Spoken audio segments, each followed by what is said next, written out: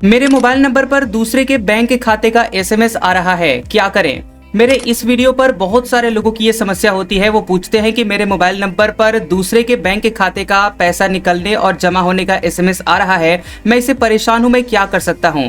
अगर आपकी भी यही समस्या है और आप इसी सवाल का जवाब जानना चाहते हैं तो आप बिल्कुल सही वीडियो पर आए हैं, क्योंकि इस वीडियो में हम आपके इसी सवाल का जवाब विस्तार से बताएंगे। इस वीडियो में हम आपको ये बताने की कोशिश करेंगे कि आखिर ऐसा क्यों हो रहा है, यानी कि इसके संभावित क्या क्या कारण हो सकते हैं। अगर आपके साथ ऐसा हो गया है तो आपको तत्काल कौन कौन से कदम उठाने चाहिए, और लास्ट में आपको बताएंगे कि भविष्य में अगर आपके साथ ऐसी समस्या ना हो, इसके लिए बचने के आपके पास क्या क्या उपाय हो सकते हैं। तो चलिए इस वीडियो को आप ध्यान से देखिए और इस वीडियो में आगे बढ़ते हैं। उससे पहले यदि आपने हमारे चैनल को सब्सक्राइब नहीं किया है तो इसी तरह की इन्फॉर्मेटिव वीडियोस हम अपने चैनल पर लाते रहते हैं, तो आप इस चैनल को सब्सक्राइब करके बेल नोटिफिकेशन ऑन कर लें। तो चलिए देखते हैं।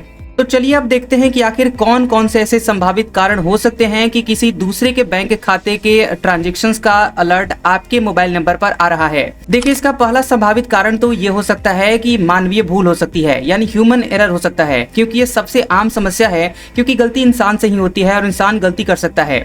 हो सकता है कि बैंक में खाता खुलवाते समय या फिर अपना मोबाइल नंबर अपडेट करवाते समय उस व्यक्ति ने गलती से अपना नंबर लिखने में एक अंक गलत कर दिया हो और वो नंबर आपका हो। देखिए, अगर उदाहरण के तौर पर समझा जाए तो मान लीजिए कि आपका और उस व्यक्ति का mobile number same to same है, केवल एक अंक का फर्क है और उसके नंबर में लास्ट में 8 है और आपके नंबर में 9 है, तो गलती से 8 की जगह वो 9 लिख देता है और आपका नंबर उसमें अपडेट हो जाता है और आपके मोबाइल नंबर पर उसका खाते का ट्रांजैक्शंस का अलर्ट आने लगता है। या फिर ये हो सकता है कि बैंक के कर्मचारी ने ही डेटा एंट्री करते समय गलती कर दी। ये भी संभव है कि खाताधारक ने जो नंबर सही दिया है, लेकिन बैंक के कर्मचारी ने सिस्टम में डेटा एंट्री करते समय गलती से आपका नंबर दर्ज कर दिया हो। अब दूसरा संभावित कारण हो सकता है रिसाइकिल्ड मोबाइल नंबर।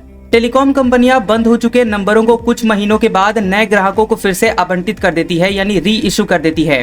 तो हो सकता है कि जो नंबर आज आप इस्तेमाल कर रहे हैं वह पहले किसी और व्यक्ति का था और उस पुराने मालिक ने अपना ये नंबर अपने बैंक खाते से लिंक किया हुआ होगा और नंबर बंद करने के बाद उसे बैंक से हटवाना यानी डीलिंक करना भूल गया हो और उसके बाद आपके पास ये एसएमएस आ रहा है, क्योंकि बैंक ये समझता है कि वो नंबर उसी व्यक्ति यानी उसी खाताधारक का नंबर है और वो उस पर अलर्ट भेजता रहता है।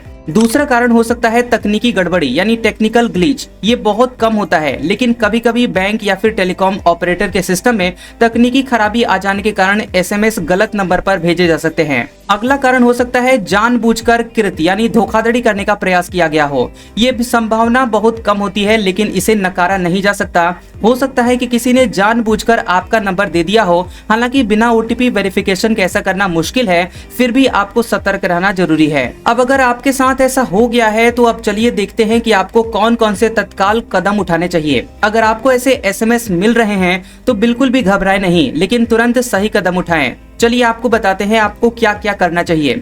सबसे पहले तो आपको ये समझना होगा कि सिर्फ एसएमएस आने से आपके खाते को कोई सीधा खतरा नहीं है, क्योंकि आपके पास उस व्यक्ति के खाते की कोई और जानकारी जैसे कि उसका डेबिट कार्ड, पासवर्ड या फिर उसका खाता धारक का नंबर आपके पास मौजूद नहीं है। अगर आपके पास एसएमएस आ रहा है तो उसको नजरअंदाज न करें। ये सोचकर चुप न बैठें कि ये आपकी समस्या नहीं है, यह आपकी निजता और उस खाता धारक की सुरक्षा दोनों के लिए बहुत महत्वपूर्ण है। एसएमएस में बैंक का नाम जैसे एसबीआई, एचडीएफसी, आईसीआईसीआई, पीएनबी जरूर लिखा होगा, उसको आप ध्यान से पढ़ें और बैंक से संपर्क करें। ये सबसे महत्वपूर्ण कदम है। कस्टमर केयर पर आप कॉल कर सकते हैं। गूगल पर उस बैंक का ऑफिशियल कस्टमर केयर नंबर खोजिए। आप एसएमएस में दिए गए किसी भी मोबाइल नंबर पर कॉल ना करें, क्योंकि हो सकता है कि वो धोखाधड़ी करने के लिए आपको एसएमएस भेजा गया हो और आपने सच में मान लिया कि वो ट्रांजैक्शन का ही मैसेज है। बैंक के ऑफिशियल कस्टमर केयर नंबर पर कॉल करके उन्हें अपनी स्थिति बताएं। उन्हें कहें कि मेरे मोबाइल नंबर पर किसी और के बैंक खाते के ट्रांजैक्शंस अलर्ट आ रहे हैं, ये खाता मेरा नहीं है, कृपया मेरे नंबर को उस अनजान खाते से तुरंत डीलिंक कर दें, यानी मेरे नंबर को उस खाते से हटा दें।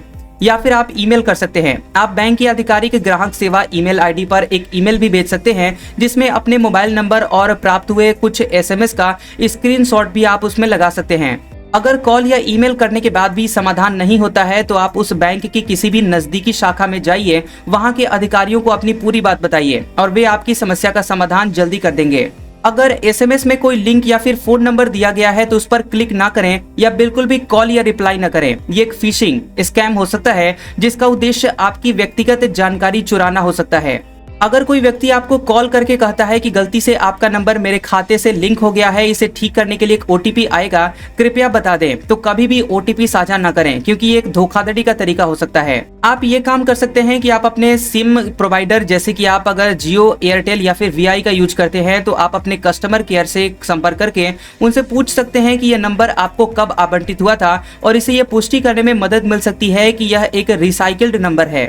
तो चलिए अब देख लेते हैं कि भविष्य में ऐसी समस्याओं से आप कैसे बच सकते हैं, बचने के कौन कौन से उपाय हो सकते हैं। हालांकि ये समस्या तो आपकी गलती से बिल्कुल भी नहीं हुई है, फिर भी अपने खाते को खुद को सुरक्षित करने के लिए आपको कुछ सावधानियां बरतना हमेशा अच्छा रहेगा।